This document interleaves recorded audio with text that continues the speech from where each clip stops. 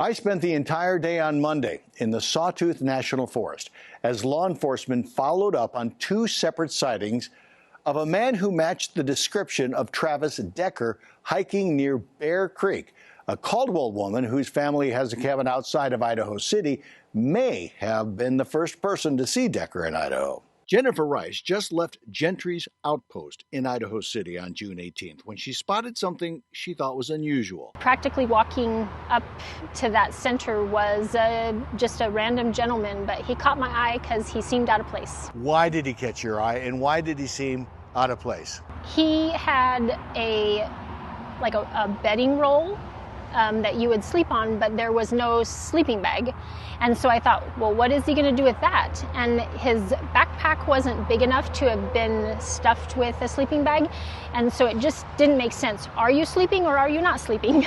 Rice had heard of the story of Travis Decker, a suspect wanted for the homicide and kidnapping of his three daughters, who were 5, 8, and 9 years old in Washington state in June. So she first called authorities in Washington. They listened to me, but it didn't seem to. If I remember correctly, the comment was, "We know where he is and we know what's happening, but we'll write this down." Rice was frustrated. Even her husband doubted anyone could make it from central Washington to Idaho City without being seen.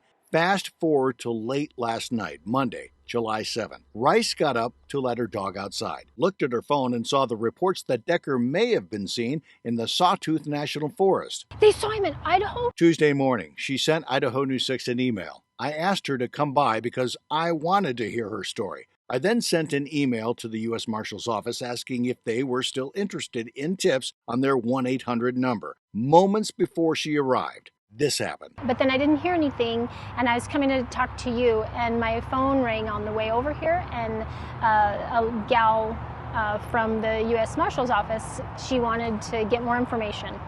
So I got excited after she told me who she was, and I was like, hold on, I've got to pull over, because I was just so happy someone was listening.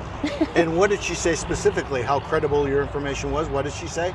Well, she let me tell my whole story, and then she said, wow, that's pretty good. This is probably the most detail we've received so far.